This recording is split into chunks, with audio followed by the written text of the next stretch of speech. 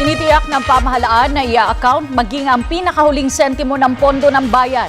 Sinabi ito ni PCOO Secretary Sunny Coloma sa report na nahihirapan umano ang Commission on Audit na i-account ang mga ipinamahaging tulong ng DSWD, partikular na sa Yolanda survivors.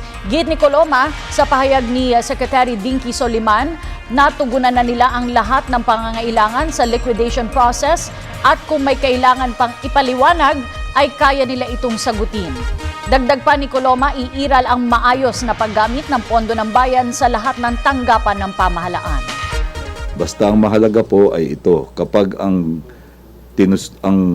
pinangtustos o ang ginamit sa proyektong rehabilitasyon o relief ay pondo ng bayan o kasama sa calamity fund o kasama sa quick response fund o kasama sa regular appropriation ng DSWD o anumang kagawaran o ahensya ng pamahalaan, makatitiyak po tayo hanggang sa kahang sentimo ay ipapaliwanag po ito at iuulat po natin ito sa isang hayag na paraan.